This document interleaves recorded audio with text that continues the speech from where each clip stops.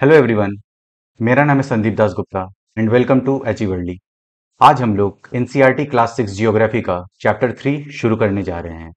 Chapter 1 और chapter 2 के lectures upload हो चुके हैं और उनका मैंने एक सेपरेट प्लेलिस्ट भी क्रिएट कर दिया है। प्लेलिस्ट का लिंक आपको इस वीडियो के डिस्क्रिप्शन बॉक्स में मिल जाएगा। अगर आपको कुछ डाउट्स है तो आप मुझसे इंस्टाग्राम पे पूछ सकते हैं। इंस्टाग्राम का लिंक भी मैंने इस वीडियो के डिस्क्रिप्शन बॉक्स में दे दिया है। आप एनसीईआरटी की बुक्स को फ्री में एनसीईआरटी के वेबसाइट से डाउनलोड कर सकते हैं। तो इस बुक को आप वहां से डाउनलोड कर लीजिए और आज का लेक्चर देखने के बाद एक बार इस चैप्टर को पढ़ लीजिए, जिससे कि आपके कंसेप्ट्स और क्लियर हो जाएंगे। चलिए अब आज का लेक्चर शुरू करते हैं। Chapter 3, motions of the earth, पृथ्वी की गतियां। Earth has two types of motions, namely rotation and revolution. पृथ्वी की गति दो प्रकार की है, घूर्णन एवं परिक्रमण। रोटेशन को हिंदी में घूर्णन कहते हैं और रिवॉल्यूशन को हिंदी में परिक्रमण कहा जाता है। Rotation is the movement of the earth on its axis. ये मान लीजिए अर्थ है और ये एक्सिस हो गई, जिसको कि हिंदी में अक्ष भी कहा जाता है, और ये काल्पनिक रेखा है, इमेजिनरी लाइन है। तो पृथ्वी जब अपने ही एक्सिस पे मतलब अक्ष पे घूमती है तो उसको रोटेशन कहा जाता है या फिर घूर्णन कहा जाता है। पृथ्वी का अपने अक्ष पर घूमना घूर्णन कहलाता है। The movement of the earth around the sun in a fixed path और orbit is called revolution. Revolution में क्या होता है, ये मान लीजिए सन है और ये अर्थ है। तो अर्थ जब अपने फिक्स्ड पाथ मतलब कि ऑर्बिट पे सूर्य के चारों ओर परिक्रमा करता है तो उसको रिवॉल्यूशन कहते हैं या फिर परिक्रमण कहते हैं। ये आपका ऑर्बिट हो गया। सूर्य के चारों ओर एक स्थिर कक्ष में पृथ्वी की गति को परिक्रमण कहते हैं। इसको रिवॉल्यूशन कहा जाता है या फिर परिक्रमण। ठीक है, इतना हम लोगों ने समझ लिया। अब आगे चलते हैं। The axis of the earth which is an imaginary line makes an angle of 66.5 degree with its orbital plane. पृथ्वी का अक्ष एक काल्पनिक रेखा है जो इसके कक्षीय सतह से 66.5 डिग्री का कोण बनाती है। इस चीज को इस डायग्राम में देखते हैं। देखिए, ये जो आपका डॉटेड लाइन है, ये है आपका the plane of the earth's orbit. पृथ्वी का कक्षीय समतल ये आपका डॉटेड लाइन है और ये आपका एक्सिस हो गया। मैं यहां पे रेड डॉट लाइन से आपको दिखा रहा हूं। ये आपका एक्सिस हो गया। तो एक्सिस और ऑर्बिटल प्लेन के बीच में जो एंगल आपका बनता है ये है आपका 66.5 डिग्री का एंगल। ये वाला एंगल आपका 66.5 डिग्री का है। और अगर हम लोग इस ऑर्बिटल प्लेन पे अगर एक वर्टिकल लाइन खींचते हैं, the vertical line from the earth's orbital plane, पृथ्वी के कक्षीय समतल पर एक लंब अगर खींचते हैं यहां पे, तो एक्सिस, ये आपका एक्सिस है, तो इस एक्सिस और इस वर्टिकल लाइन के बीच में जो एंगल बनेगा वो 23.5 डिग्री का बनेगा। ये देखिए 23.5 डिग्री, और ये जो टोटल होगा ये 90 डिग्री होगा। The plane formed by the orbit is known as the orbital plane. वो समतल जो कक्ष के द्वारा बनाया जाता है उसे कक्षीय समतल कहते हैं। The earth receives light from the sun. पृथ्वी को जो प्रकाश प्राप्त होती है वो सूर्य से होती है। पृथ्वी सूर्य से प्रकाश प्राप्त करती है। यहां पे हम लोगों ने इस डायग्राम को अच्छे से समझ लिया। अब आगे चलते हैं। Due to the spherical shape of the earth only half of it gets light from the sun at a time. देखिए, ये मान लीजिए हमारी पृथ्वी है और ये एक्सिस हो गया, ये एक्सिस हो गया या फिर अक्ष हो गया पृथ्वी, और यहां पे सन है। तो इसका गोलाकार शेप है या स्फेरिकल शेप है, इस वजह से ये आधे भाग में सूर्य की रोशनी पहुंचती है, और जहां तक सूर्य की रोशनी पहुंचेगी वहां पे आपका दिन होगा या फिर डे होगा, और दूसरे भाग में जहां पे सूर्य की रोशनी नहीं पहुंच पाती है उतने भाग में आपका नाइट होता है या फिर रात्रि होती है। पृथ्वी का आकार गोले के समान है, इसलिए एक समय में सिर्फ इसके आधे भाग पर ही सूर्य की रोशनी प्राप्त होती है। The portion facing the sun experiences day while the other half away from the sun experiences night। सूर्य की ओर वाले भाग में दिन होता है, जबकि दूसरा भाग जो सूर्य से दूर होता है वहां रात होती है। यहां पे इस चीज को हम लोगों ने समझ लिया। The circle that divides the day from night on the globe is called the circle of illumination. देखिए इस चीज को समझते हैं, ये एक 2D रिप्रेजेंटेशन है। तो यहाँ पे जो ये स्ट्रेट लाइन है जो अर्थ और डे को डिवाइड कर रही है, ये स्ट्रेट लाइन आपको दिख रही होगी, लेकिन हम लोगों का अर्थ जो है वो गोलाकार है, स्फेरिकल शेप का है, जियोइड शेप का है, तो वहां पे ये स्ट्रेट लाइन ना होकर एक सर्कल फॉर्म करता है। देखिए यहां पे मैं आपको समझाता हूं। जो ये आपको स्ट्रेट लाइन दिख रही थी वो स्ट्रेट लाइन ना होकर ऐसे एक सर्कल फॉर्म करता है। मान लीजिए ये आपका सन है और ये अर्थ हो गया। तो जितने पोर्शन पे सूर्य की रोशनी प्राप्त होगी उतना पोर्शन में आपका दिन होगा, और जहां पे जो दूसरा भाग है जहां पे सूर्य की रोशनी नहीं मिल रही है वहां पे रात होगी या फिर नाइट होगा। तो ये जो सर्कल है जो कि दिन और रात को डिवाइड कर रहा है, इसी सर्कल को सर्कल ऑफ इल्यूमिनेशन कहा जाता है। ये जो सर्कल है डॉटेड लाइन का, इसी को सर्कल ऑफ इल्यूमिनेशन कहते हैं। ग्लोब पर वो वृत्त जो दिन तथा रात को विभाजित करता है उसे प्रदीप्ति वृत्त कहते हैं। इस डायग्राम में हम लोगों ने इस चीज को समझ लिया है। अब आगे चलते हैं।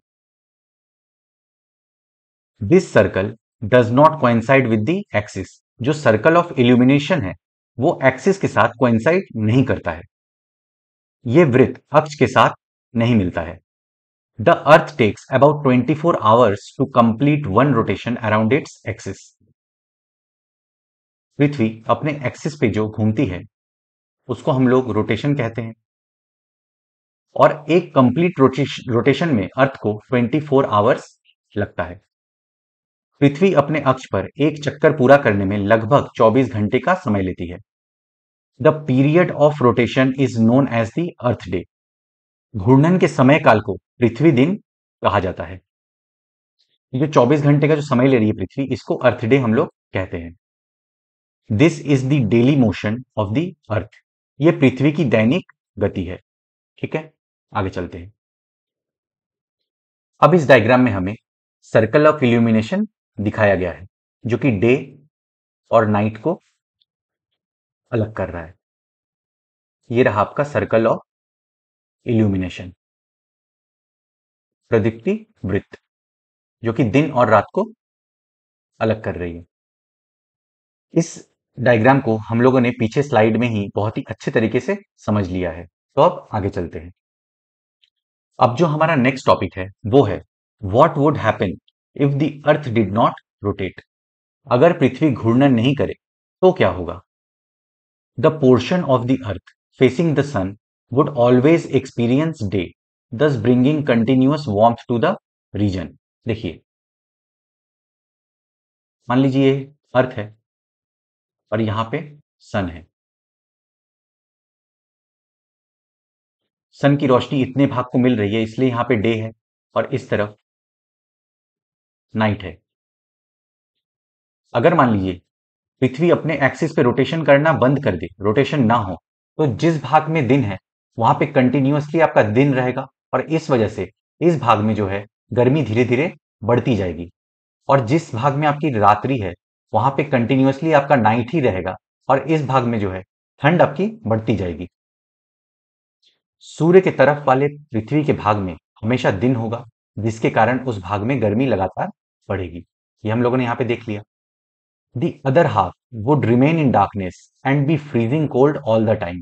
देखिए इस भाग में हमेशा रात रहेगा और ठंड यहाँ पे धीरे धीरे बढ़ती चली जाएगी। दूसरे भाग में हमेशा अंधेरा रहेगा एवं पूरे समय ठंड पड़ेगी। Life would not have been possible in such extreme conditions. अगर ऐसी कोई एक्सट्रीम कंडीशन हो जाती है तो ऐसे जगह पे फिर लाइफ पॉसिबल नहीं है, जीवन संभव यहाँ पे नहीं हो पाएगा। इस तरह की अवस्था में जीवन संभव नहीं हो पाएगा। The second motion of the earth around the sun in its orbit is called revolution. पृथ्वी की दूसरी गति जो सूर्य के चारों ओर कक्ष में होती है उसे परिक्रमण कहा जाता है। इसके बारे में हम लोगों ने फर्स्ट स्लाइड में ही पढ़ा था कि पृथ्वी जब सूर्य के चारों ओर चक्कर लगाती है अपने कक्ष पे यानी अपने ऑर्बिट पे, तो उसे रिवॉल्यूशन कहते हैं या फिर परिक्रमण कहते हैं। It takes 365 1/4 days to revolve around the sun. पृथ्वी एक वर्ष या 365 1/4 दिन में सूर्य का एक चक्कर लगाती है। इस चीज को समझते हैं। देखिए, एक दिन में आपका 24 घंटा होता है, तो 1/4 दिन में 24/4 यानी 1/4 दिन में आपका 6 घंटा होता है। तो एक कंप्लीट रिवॉल्यूशन में अर्थ को कितना टाइम लगता है? 365 days एंड 6 hours। इसी को हम लोग 365 1/4 days भी लिख देते हैं। We consider a year consisting of 365 days only and ignore 6 hours for the sake of convenience। हम लोग एक साल में 365 दिन को ही कैलकुलेट करते हैं, काउंट करते हैं, और जो 6 आवर है, 6 घंटा है, उसको हम लोग इग्नोर कर देते हैं अपने सुविधा के लिए। हम लोग एक वर्ष 365 दिन का मानते हैं तथा सुविधा के लिए 6 घंटे को इसमें नहीं जोड़ते हैं। 6 hours saved every year are added to make one day over a span of 4 years। ये जो 6 घंटे हर साल जो सेव हो रहे हैं, इसको हम लोग एक दिन मान लेते हैं हर 4 साल में। 4 वर्षों में प्रत्येक वर्ष के बचे हुए 6 घंटे मिलकर एक दिन यानी 24 घंटे के बराबर हो जाते हैं। This surplus day is added to the month of February.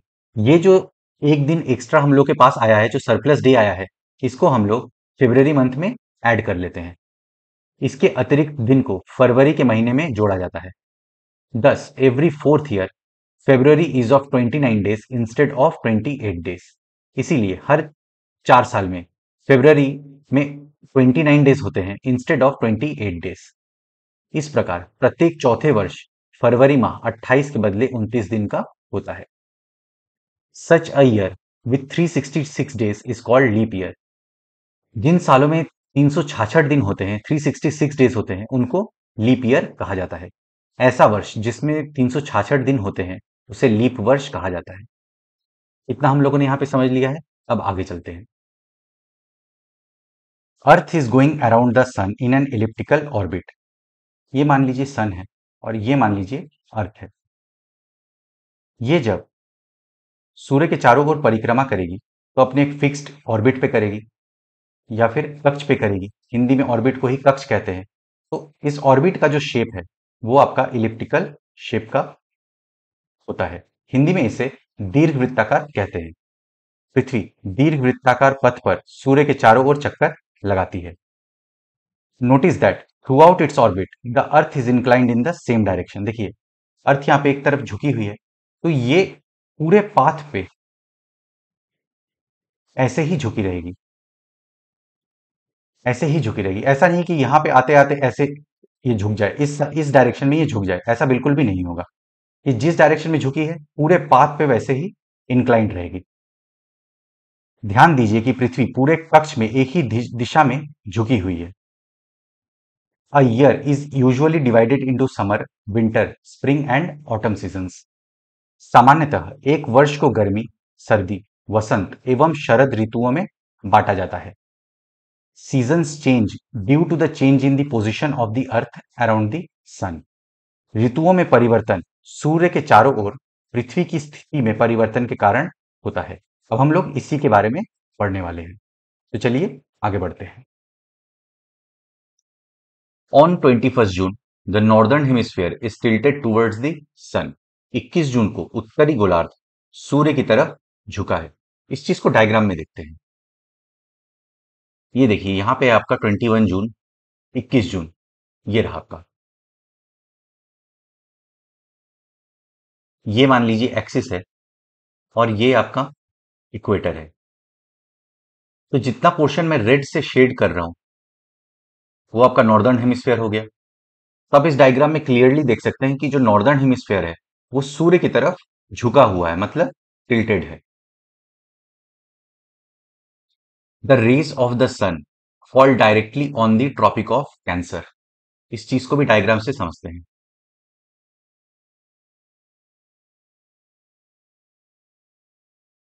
ये मान लीजिए एक्सिस है, ये आपका इक्वेटर हो गया, ये आपकी कर्क रेखा हो गई, मतलब ट्रॉपिक ऑफ कैंसर हो गया, और ये आपकी मकर रेखा हो गई, मतलब ट्रॉपिक ऑफ कैप्रिकॉर्न हो गया, और यहां पे आपका सन है। तो यहां पे जो हम लोग देख सकते हैं कि नॉर्दर्न हेमिस्फेयर जो है वो आपका सूर्य की तरफ झुका हुआ है। इस वजह से क्या होगा, ट्रॉपिक ऑफ कैंसर पे सनरेज जो है वो बिल्कुल स्ट्रेट लाइन में गिरेंगी, और यहाँ पे ट्रॉपिक ऑफ कैप्रिकॉर्न जो है वो वहां पे आपकी स्लैंटेड रेस जाएगी। सूर्य की किरणें कर्क रेखा पर सीधी पड़ती हैं। As a result these areas receive more heat. क्योंकि ट्रॉपिक ऑफ कैंसर पे मतलब कर्क रेखा पे सनरेज स्ट्रेट आके गिर रही हैं, तो यहाँ पे हीट जो है ज्यादा रिसीव होगा। इसके परिणाम स्वरूप इन क्षेत्रों में ऊष्मा अधिक प्राप्त होती है। The areas near the poles receive less heat as the rays of the sun are slanting. इसके बारे में हम लोगों ने कल के चैप्टर में बहुत ही डिटेल में पढ़ा था कि ट्रॉपिक ऑफ कैंसर के बाद और ट्रॉपिक ऑफ कैप्रिकॉर्न के बाद जो सनरेज होती हैं वो तिरछी हो जाती है, स्लैंटिंग हो जाती है। इस वजह से ट्रॉपिक ऑफ कैंसर के बाद वाले एरिया में टेम्परेचर मॉडरेट हो जाता है, और जैसे जैसे हम लोग आर्कटिक सर्कल या एंटार्क्टिक सर्कल तक पहुंचते हैं वहां पे जो सनरेज है वो और ज्यादा तिरछी हो जाती है, इसलिए वहां पे बहुत ज्यादा ठंड होती है। तो यहाँ पे यही कह रहा है कि जो एरिया नियर द पोल है वहां पे बहुत ही कम ऊष्मा रिसीव होता है, कम हीट रिसीव होता है, क्योंकि वहां पे जो सन रेज है वो तिरछी होती है। ध्रुवों के पास वाले क्षेत्रों में कम ऊष्मा प्राप्त होती है क्योंकि वहां सूर्य की किरणें तिरछी पड़ती हैं। ठीक है।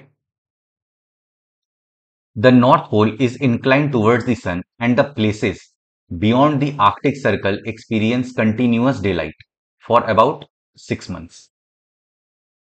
देखिए यहां पे आपका नॉर्थ पोल है। नॉर्थ पोल जो है आपका सूर्य की तरफ झुका हुआ है, इस वजह से जितने भी प्लेसेस हैं आर्कटिक सर्कल के ऊपर वहां पे लगभग 6 महीने तक वहां पे कंटिन्यूअसली आपका दिन होगा। उत्तर ध्रुव सूर्य की तरफ झुका होता है तथा उत्तरी ध्रुव रेखा के बाद वाले भागों पर लगभग 6 महीने तक लगातार दिन रहता है। Since a large portion of the northern hemisphere is getting light from the sun, it is summer in the regions north of the equator। देखिए हमारा जो 21 जून का जो वक्त है वहां पे नॉर्दर्न हेमिस्फेयर आपका सूर्य की तरफ झुका हुआ है।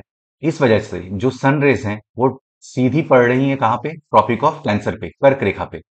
इस वजह से इस एरिया को ज्यादा हीट रिसीव हो रहा है, तो इस वजह से यहां पे गर्मी का मौसम होता है। चूंकि उत्तरी गोलार्ध के बहुत बड़े भाग में सूर्य की रोशनी प्राप्त होती है, इसीलिए विषुवत वृत्त के उत्तरी भाग में गर्मी का मौसम होता है।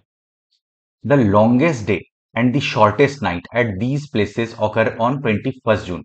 देखिए 21 जून को क्या होता है, सबसे लंबा दिन होता है और छोटी रात होती है। 21 जून को इन क्षेत्रों में सबसे लंबा दिन तथा सबसे छोटी रात होती है। At this time in the southern hemisphere all these conditions are reversed. इस समय दक्षिणी गोलार्ध में ये सभी स्थितियां उलट जाती हैं। इसको भी डायग्राम में समझते हैं। ये देखिए ये आपका मान लीजिए इक्वेटर है। तो इक्वेटर के नीचे जो ये पोर्शन है जिसको मैं रेड से शेड कर रहा हूं, ये आपका साउदर्न हेमिस्फेयर हो गया। हम लोग इस डायग्राम में देख सकते हैं कि आपका जो नॉर्दर्न हेमिस्फेयर है वो सूर्य की तरफ झुका हुआ है, और जो साउदर्न हेमिस्फेयर है वो आपका सूर्य से दूर है। इस वजह से जो सूर्य की किरणें हैं वो साउदर्न हेमिस्फेयर पे तिरछी आके गिरेंगी, स्लैंटिंग रेज होंगी। इस वजह से यहाँ पे साउदर्न हेमिस्फेयर पे आपका जो हीट है वो कम रिसीव होगा, ऊष्मा जो है यहाँ पे कम रिसीव होगी। इस वजह से यहाँ पे सर्दी का मौसम होगा, विंटर सीजन होगा। It is winter season there, वहां सर्दी का मौसम है। The nights are longer than the days, रातें दिनों की तुलना में लंबी होती हैं विंटर में, ये हम लोग को पता है। This position of the earth is called the summer solstice, पृथ्वी की इस अवस्था को उत्तर अयनांत कहते हैं। ये देखिए, जो 21 जून का जो वक्त है उसको उत्तर अयनांत कहा जाता है। इंग्लिश में इसको समर सॉलिस्टिस कहते हैं। ठीक है, अब आगे चलते हैं। On 22nd December, the Tropic of Capricorn receives direct rays of the sun as the south pole tilts towards it. 22 दिसंबर को दक्षिण ध्रुव के सूर्य की ओर झुके होने के कारण मकर रेखा पर सूर्य की किरणें सीधी पड़ती हैं। इसको भी डायग्राम में देखते हैं। ये देखिए, ये है आपका 22 दिसंबर, 22 दिसंबर। यहां पे आप देख सकते हैं, ये आपका एक्सिस हो गया, ये आपका इक्वेटर हो गया, और ये जो नीचे जो पोर्शन में शेड कर रहा हूं रेड से, ये आपका साउदर्न हेमिस्फीयर है। तो यहाँ पे आप देख सकते हैं कि ये जो साउदर्न हेमिस्फीयर है वो आपका सूर्य की तरफ टिल्टेड है, मतलब झुका हुआ है। इस वजह से जो सन रेज हैं वो अब डायरेक्टली ट्रॉपिक ऑफ कैप्रिकॉर्न पे आके गिरेंगी, और ट्रॉपिक ऑफ कैप्रिकॉर्न पे जो सनरेज आके डायरेक्टली फॉल होंगी, इस वजह से इस एरिया में अब हीट ज्यादा रिसीव होगा। हीट इस एरिया में ज्यादा रिसीव होने से क्या होगा कि अब साउदर्न हेमिस्फीयर में जो है आपका समर सीजन होगा। As the sun's rays fall vertically on the Tropic of Capricorn, a larger portion of the southern hemisphere gets light. क्योंकि सूर्य की किरणें मकर रेखा पर लंबवत पड़ती हैं, इसीलिए दक्षिण गोलार्ध के बहुत बड़े भाग में प्रकाश प्राप्त होता है, और इस वजह से यहाँ पे हीट भी ज्यादा रिसीव होती है, और इसी वजह से साउदर्न हेमिस्फीयर में दिसंबर के टाइम पे आपका समर सीजन होता है। Therefore, it is summer in the southern hemisphere with longer days and shorter nights. Southern hemisphere में अब क्या होगा, दिन लंबे होंगे और रातें छोटी होंगी। इसलिए दक्षिणी गोलार्ध में लंबे दिन तथा छोटी रातों वाली ग्रीष्म ऋतु होती है। The reverse happens in the northern hemisphere. देखिए, यहां पे साउदर्न हेमिस्फीयर आपका सूर्य की तरफ झुका है, तो आपका जो नॉर्दर्न हेमिस्फीयर है वो आपका सूर्य से दूर है। इस वजह से नॉर्दर्न हेमिस्फीयर में आपका ठंड का मौसम होगा, विंटर सीजन होगा। इसके ठीक विपरीत स्थिति उत्तरी गोलार्ध में होती है। This position of the earth is called the winter solstice. पृथ्वी की इस अवस्था को दक्षिण अयनांत कहा जाता है। देखिए, 22 दिसंबर है आपका, इसको विंटर सॉल्स्टिस कहते हैं, दक्षिण अयनांत। आगे बढ़ने से पहले मैं आपको एक और चीज इस डायग्राम में दिखा देता हूं। देखिए, ये जो आपका साउथ पोल है वो आपका सूर्य की तरफ झुका हुआ है, और इस वजह से एंटार्क्टिक सर्कल के बाद के जो जितने भी प्लेसेस होंगे वहां पे लगभग 6 महीने तक आपका दिन रहेगा। On 21st March and September 23rd, direct rays of the sun fall on the equator. 21 मार्च एवं 23 सितंबर को सूर्य की किरणें विषुवत वृत्त पर सीधी पड़ती हैं। इसको भी डायग्राम में देखते हैं। ये देखिए, ये आपका 21 मार्च है, और ये आपका 23 सितंबर है। 23 सितंबर, 21 मार्च। इसमें क्या होता है कि जो सनरेज होती हैं वो स्ट्रेट लाइन में आपके इक्वेटर पे फॉल करती हैं।